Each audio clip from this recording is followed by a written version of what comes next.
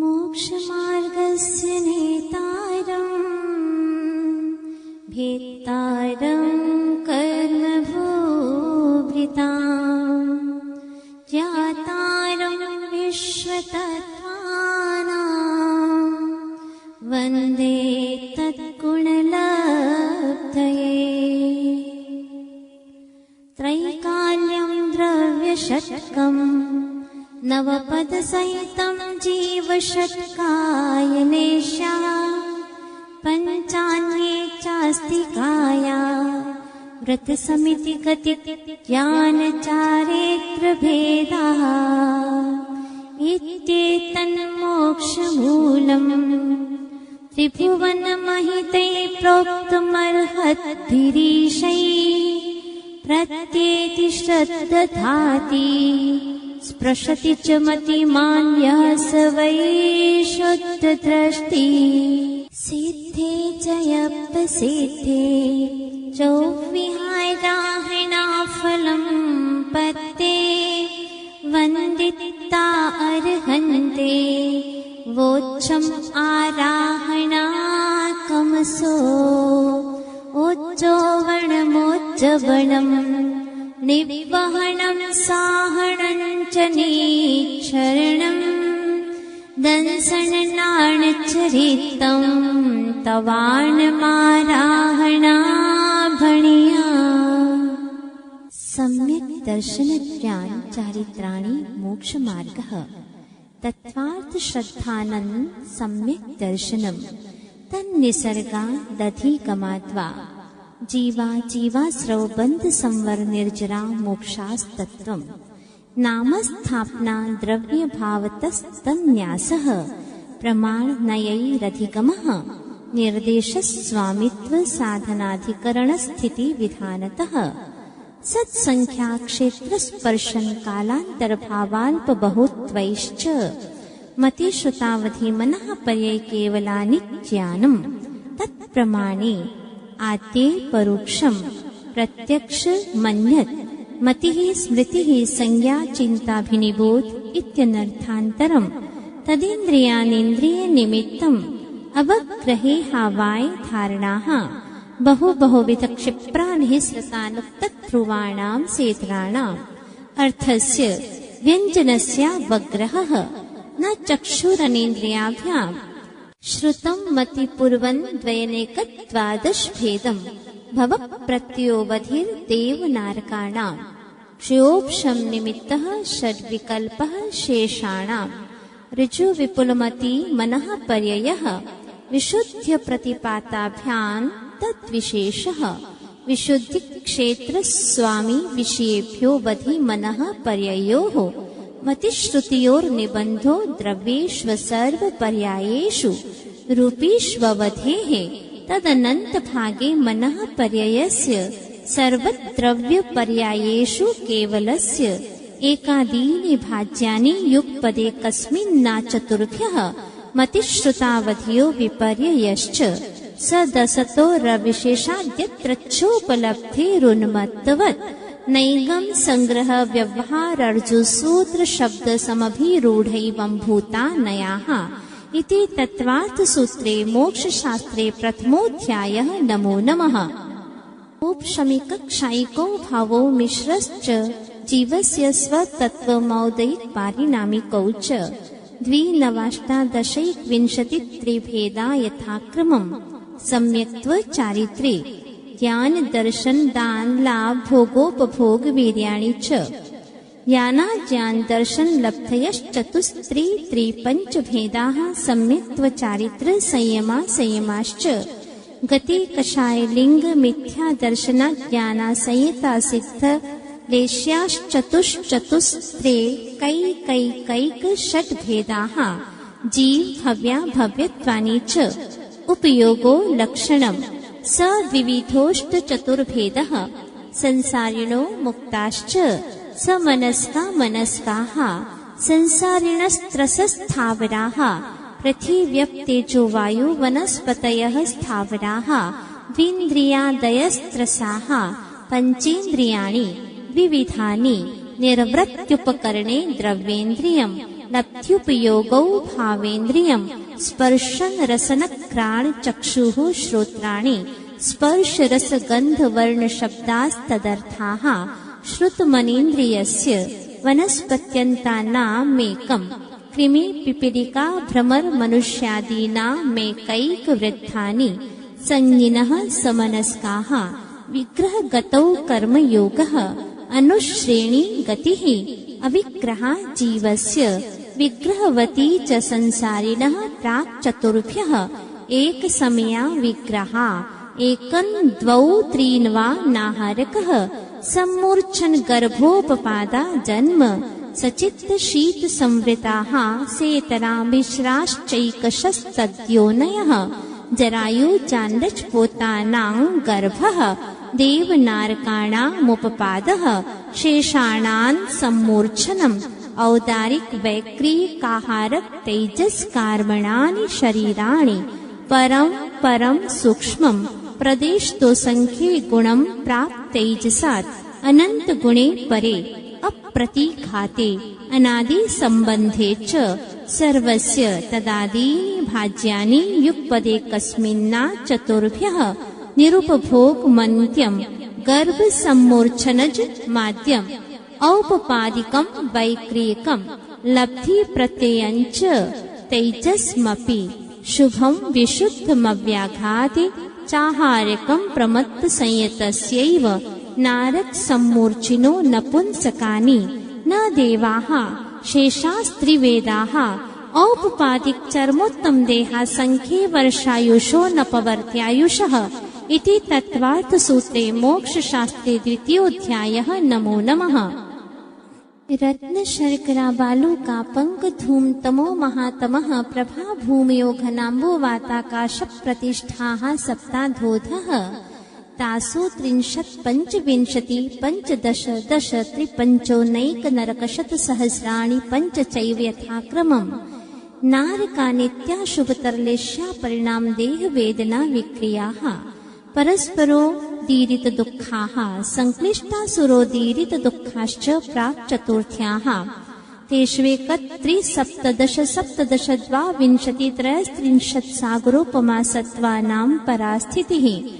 जम्बूद्वीप लवणोदादयः शुभनामानो द्वीप समुद्राः द्विर्विष्कम्भाः पूर्व परिक्षेपिणो वलयाकृतयः तन्मध्ये मेरुनाभिर्वृत्तो योजन शतसहस्र विष्कम्भो जम्बूद्वीपः भरत हैमवत हरिविदेह रम्यक हैरण्यवतैरावत वर्षाः क्षेत्राणि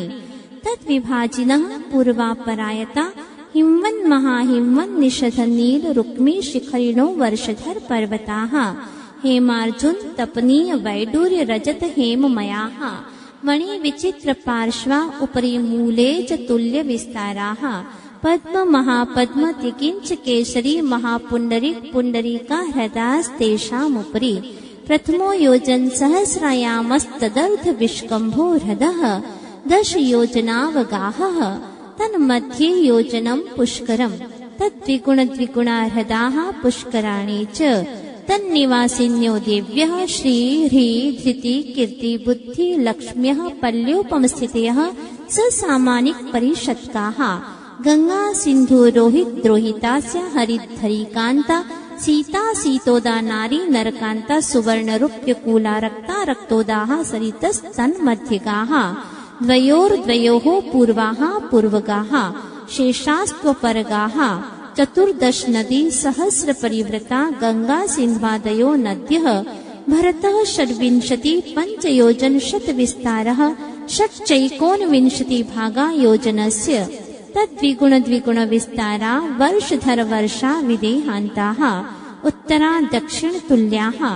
भर्तैरावत्योर्वृद्धिर्हासौ षट्सम्याभ्यामुत्सर्पिण्यवसर्पिणीभ्यां ताभ्यामपरा भूमियोऽवस्थिताः एकदद्वित्रिपल्योपमस्थितयो हैमवतकहारी वर्षक दैव कुर्वकाः तथोत्तराः विदेहेषु संख्ये कालाः भरतस्य विष्कम्भो जम्बूद्वीपस्य 90 शतभागः द्विर्धातकी खण्डे पुष्करार्थे च प्राङ्मानुषोत्तरान् मनुष्याः आर्याम्लेच्छाश्च भर्तैरावत विदेहाः कर्मभूमियो यत्र देव कुरुत्तर कुरुभ्यः त्रिस्थिते परावरे त्रिपल्योपमान्तरमुहूर्ते तिर्यग्योनि जानाञ्च इति तत्त्वार्थसूत्रे मोक्षशास्त्रे तृतीयोऽध्यायः। नमो नमः। देवाश्चतुर्निकायाः आदितस्त्रिषु पीतान्तलेश्याः दशाष्टपञ्चद्वादश विकल्पाः कल्पोपपन्नपर्यन्ताः इन्द्रसामानिकत्रायस्त्रिंश पारिषदात्मरक्षलोकपालानेक प्रकीर्णकाभियोग्य किल्बिषिकाश्चैकशः त्रायस्त्रिंश लोकपालवर्ज्याव्यन्तर्ज्योतिष्काः पूर्वयोर्द्वीन्द्राः कायप्रविचारा ऐशानात् शेषाः स्पर्शरूप शब्द मनः प्रविचाराः परे प्रविचाराः भवनवासिनो सुरनाग विद्युत् सुपर्णाग्नि वातस्तनितो दधि द्वीप्तिकुमाराः व्यन्तराः किन्नर किंपुरुष महोरक गन्धर्व यक्ष राक्षस भूत पिशाचाः ज्योतिष्काः सूर्या चन्द्रमसौ ग्रह नक्षत्र प्रकीर्ण तारकाश्च मेरु प्रदक्षिणा नित्यगतियो नृलोके तत्कृतः कालविभागः बहिरवस्थिताः वैमानिकाः कल्पोपपन्नाः कल्पातीताश्च उपर्युपरि सौधर्मैशान् सानत्कुमार माहेन्द्र ब्रह्म ब्रह्मोत्तर लान्तव कापिष्ट शुक्र महाशुक्र शतार सहस्रारे श्वानत् प्राणतियो रारणाचितियोर्नवसु ग्रैवेयकेषु विजय वैजयन्त जयन्ता पराजितेषु सर्वार्थ सिद्धौ च स्थिति प्रभाव सुखत्युतिलेश्या विशुद्धीन्द्रियावधि विषयतोऽधिकाः गति शरीर परिग्रहाभिमानतो हीनाः पीत पद्म शुक्ललेश्यादित्रिशेषेषु प्राग्रैवेयकेभ्यः कल्पाः ब्रह्मलोकालया लौकान्तिकाः सारसतादित्य वहन्यरुण गर्दतोय तुषिता व्याबाधारिष्टाश्च विजयादिषु द्विचर्माः औपपादिक मनुष्येभ्यः शेषास्तिर्यग्योनयः स्थितिरसुरनाग सुपर्ण द्वीप शेषाणां सागरोपम त्रिपल्योपमार्धहीनमिताः सौधर्मैशानयोः सागरोपमेधिके सानत् कुमार माहेन्द्रयोः सप्त त्रिसप्तनवैकादश त्रयोदश पञ्चदशभिरधिकानि तु आर्णाच्युतादूर्ध्वमैकैकेन नवसु ग्रैवेयकेषु विजयादिषु सर्वार्थसिद्धौ च अपरापल्योपमधिकम् परतः परतः पूर्वा पूर्वानन्तरा नारकाणाञ्च द्वितीयादिषु 10 वर्षसहस्राणि प्रथमायां भवनेषु च व्यन्तराणाञ्च परापल्योपमधिकम् ज्योतिष्काणाञ्च तदष्टभागोपरा लौकान्तिकानामष्टौ सागरोपमाणि सर्वेषाम् इति तत्त्वार्थसूत्रे मोक्षशास्त्रे चतुर्थोऽध्यायः। नमो नमः। अजीवकाया धर्माधर्माकाश पुद्गलाः द्रव्याणि जीवाश्च नित्यावस्थितान्यरूपाणि रूपिणः पुद्गलाः आकाशादेक द्रव्याणि निष्क्रियाणि च असंख्येयाः प्रदेशा धर्माधर्मैक जीवानाम् आकाशस्यानन्ताः संख्येयाश्च पुद्गलानाम् नाणोः लोकाकाशे वगाहः धर्माधर्मयोः कृत्स्ने एकप्रदेशादिषु भाज्यः पुद्गलानाम् असंख्ये भागादिषु जीवानाम् प्रदेश संहार विसर्पाभ्यां प्रदीपवत् गतिस्थित्युपग्रहो धर्माधर्मयोरुपकारः आकाशस्यावगाहः शरीर वाङ् मनः प्राणापानाः पुद्गलानाम् सुख दुःख जीवित मरणोपग्रहाश्च परस्परोपग्रहो जीवानाम् वर्तना परिणामक्रियाः परत्वापरत्वे च कालस्य स्पर्श रस गन्ध वर्णवन्तः पुद्गलाः शब्द बन्ध सौक्ष्म स्थौल्य संस्थान भेद तमश्छाया तपोद्योतवन्तश्च अणवः स्कन्धाश्च भेद संघातेभ्य उत्पद्यन्ते भेदादणुः भेद संघाताभ्यां चाक्षुषः सद्द्रव्य लक्षणम् उत्पाद व्यय द्रव्ययुक्तं सत् तद्भावाव्ययं नित्यम् अर्पिता नर्पित सिद्धेः स्निग्ध रुक्षत्वात् बन्धः न जघन्य गुणानां गुणसाम्ये सदृशानां द्व्यधिकादि गुणानां तु बन्धेधिकौ पारिणामिकौ च गुणपर्यवत् द्रव्यम् कालश्च सोऽनन्त समयः द्रव्याश्रया निर्गुणा गुणाः तद्भावः परिणामः इति तत्त्वार्थसूत्रे मोक्षशास्त्रे पंचमोऽध्यायः। नमो नमः। काय वाङ् मनः कर्मयोगः स आश्रवः शुभः पुण्यस्याशुभः पापस्य स कषायाकषाययोः साम्प्रदायिकेर्यापथयोः इन्द्रिय कषायव्रतक्रियाः पञ्चविंशति संख्याः पूर्वस्य भेदाः तीव्रमन्दज्ञाताज्ञात भावाधिकरण वीर्य विशेषेभ्यस्तद्विशेषः अधिकरणं जीवाः आद्यन् समरं समारंभारंभ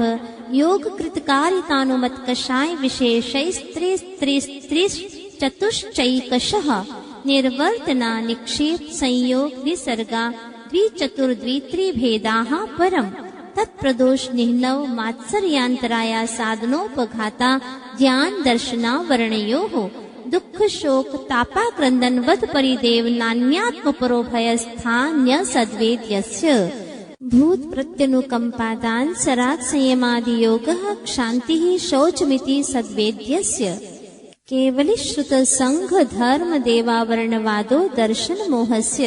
कषायोदया तीव्र परिणामश्चारित्र मोहस्य बह्वारंभ परिग्रहत्वन्नारकस्यायुषः माया तैर्यग्योनस्य अल्पारंभ परिग्रहत्वं मानुषस्य स्वभाव मार्दवञ्च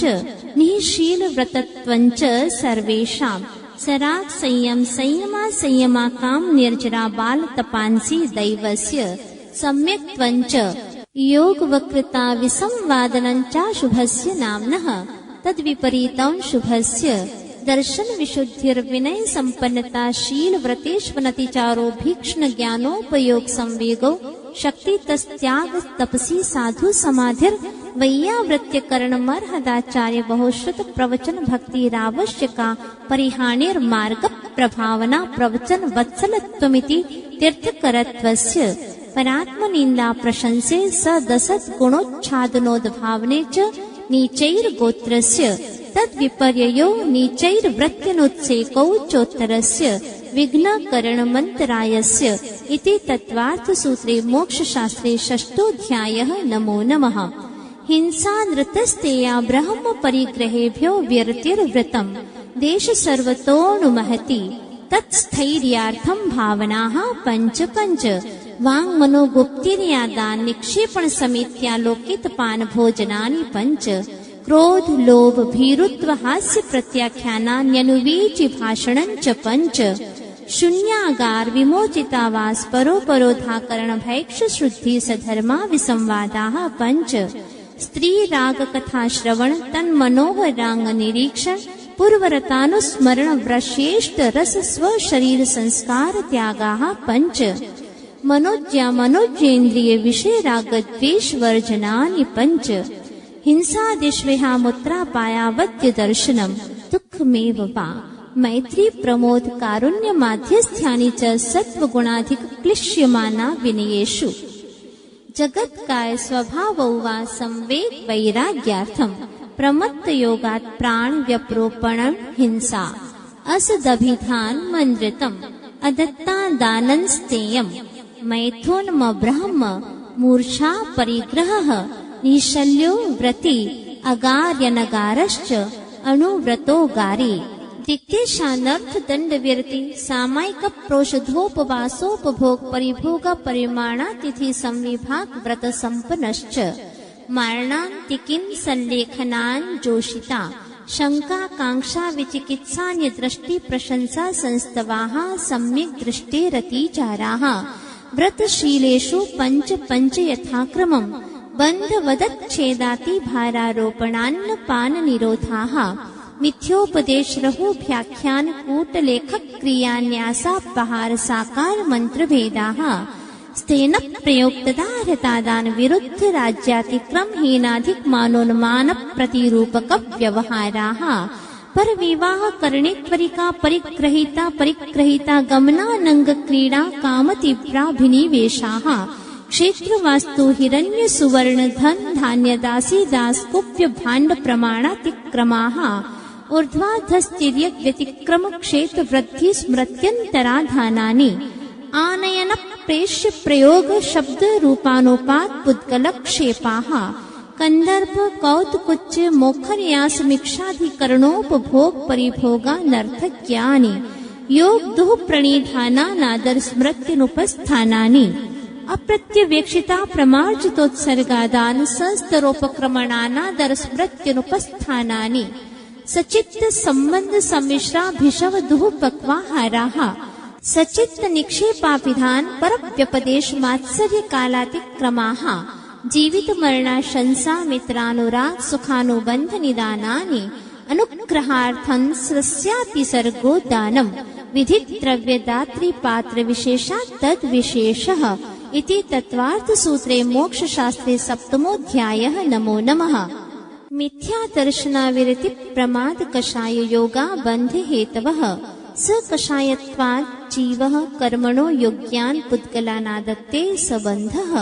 प्रकृतिस्थित्यनुभव प्रदेशास्तद्विधयः आद्योज्ञान दर्शनावरण वेदनीय मोहनीयायुर्नाम गोत्रान्तरायाः पञ्चनवत्वयष्टाविंशति चतुर्द्विचत्वारिंशत् द्विपञ्चभेदा यथाक्रमम् मतिश्रुतावधि मनः पर्यै केवलानां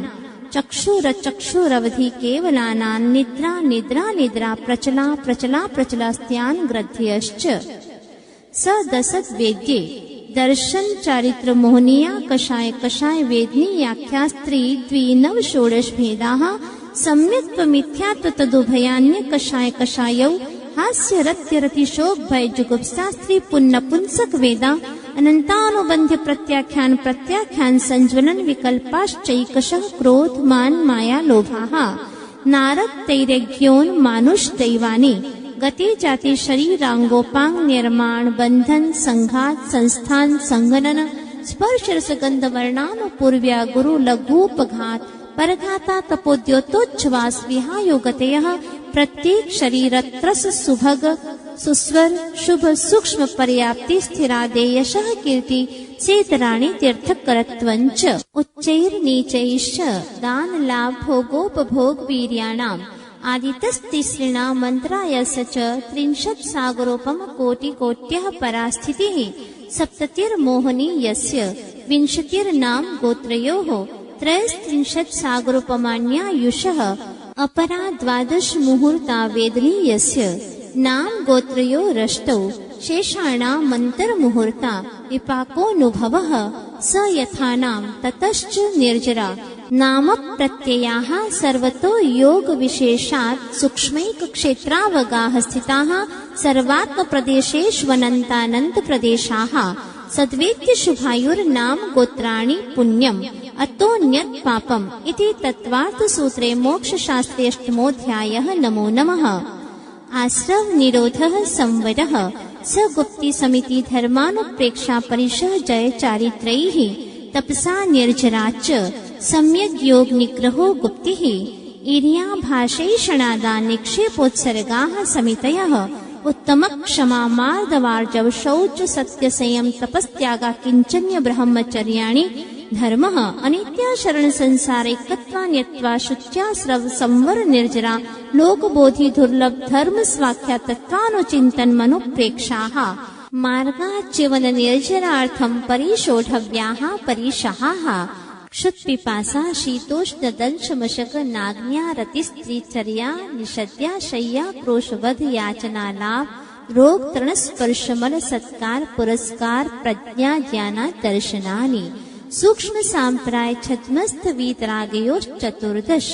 एकादश जिने पादर सांप्राये सर्वे ज्ञानावर्णे प्रज्ञा ज्ञाने दर्शन मोहान्तराययोर दर्शना लाभौ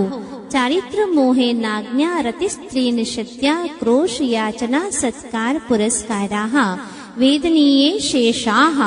एकादयो भाज्या युगपदे कस्मिन्नैकोनविंशतेः सामायिकच्छेदोपस्थापना परिहार विशुद्धि सूक्ष्म सांप्राय यथाख्यातमिति चारित्रम् अंशनाव मौदर्य वृत्ति परिसंख्यान रस परित्याग विविक्त शय्यासन कायक क्लेशा बाह्यं तपः प्रायश्चित्त विनय वैयावृत्य स्वाध्याय व्युत्सर्ग ध्यानान्युत्तरम् नव चतुर्दश पंचद्विभेदा यथाक्रमम् प्राक् ध्यानात् आलोचन प्रतिक्रमण तदुभय विवेक व्युत्सर्ग तपश्चेत परिहारोपस्थापनाः ज्ञान दर्शन चारित्रोपचाराः आचार्योपाध्याय तपस्वी शैक्षक ग्लान गण कुल संग साधु मनोज्ञानाम् वाचना प्रच्छनानुप्रेक्षाम्नाय धर्मोपदेशाः बाह्याभ्यन्तरोपद्योः उत्तम संगननस्यैकाग्र चिंता निरोधो ध्यान मांतर मुहूर्तात् आर्त रौद्र धर्म्य शुक्लानि परे मोक्ष हेतु आर्तम मनोज्ञस्य संप्रयोगे तद्विप्रयोगाय स्मृति समन्वाहारः विपरीतं मनोज्ञस्य वेदनायाश्च निदानञ्च तदविरत देशविरत प्रमत्त संयतानां हिंसा नृतस्तेय विषय संरक्षणेभ्यो रौद्रमविरत देशविरतयोः आज्ञापाय विपाक संस्थान विचयाय धर्म्यम् शुक्ले चाद्ये पूर्वविदः परे केवलिनः पृथक्त्वैकत्व वितर्क सूक्ष्म क्रिया प्रतिपाद्य विपरीत क्रिया निवर्तीने त्रेक योगा योगा योगानाम् एकाश्रय सवितर्क विचारे पूर्वे अविचारं द्वितीयम् वितर्कः श्रुतम् विचारोर्थ व्यंजन योग संक्रांतिः सम्यक दृष्टि श्रावक व्यर्थानंत वियोजक दर्शन मोह क्षपकोप शमकोप शांत मोह क्षपक क्षीण मोह जिनाः क्रमशो संख्ये गुण निर्जराः पुलाक बकुश कुशील निर्ग्रंथ स्नातका निर्ग्रंथाः संयम श्रुत प्रतिसेवना तीर्थ लिंग लेशोपपाद स्थान विकल्पतः साध्याः इति तत्वार्थ सूत्रे मोक्ष शास्त्रे नवमोऽध्यायः। नमो नमः। मोहक्षयाज्ञान दर्शनावर्णान्तराय क्षयाच्च केवलम् बन्ध हेतु भाव निर्जराभ्यां कृष्ण कर्म विप्रमोक्षो मोक्षः औपशमिकानि भव्यत्वानाञ्च अन्यत्र केवल सम्यक्त्व ज्ञान दर्शन सिद्धत्वेभ्यः तदनन्तर मूर्ध्वं गच्छत्यालोकान्तात् पूर्वक प्रयोगादसंगत्वात् बन्धच्छेदात् तथा गति परिणामाच्च आवित्त कुलाल चक्रवत् व्यपगत लेपालाम्बु वदेरण्ड बीज वदग्नि शिखावच्च धर्मास्तिकाया भावात् क्षेत्र काल गति लिंग तीर्थ चारित्र प्रत्येक बुद्ध बोधित ज्ञानावगाहनान्तर संख्याल्प बहुत्वतः साध्याः इति तत्वार्थ सूत्रे मोक्ष शास्त्रे दशमोऽध्यायः। नमो नमः। अक्षर मात्र पदस्वरहीनं व्यञ्जन संधि विवर्जित रेफं साधु विरत्रमक्षमितव्यं को न विमुह्यति शास्त्र समुद्रे दशाध्याये परिच्छिन्ने तत्त्वार्थे पठिते सति फलं स्यादुपवासस्य भाषितं मुनिपुङ्गवैः तत्त्वार्थसूत्रकर्तारं गृध्रपिच्छोपलक्षितम् वन्दे गणेन्द्रसञ्जात उमास्वामी मुनीश्वरम् उमास्वामी मुनीश्वरम् उमास्वामी मुनीश्वरम्।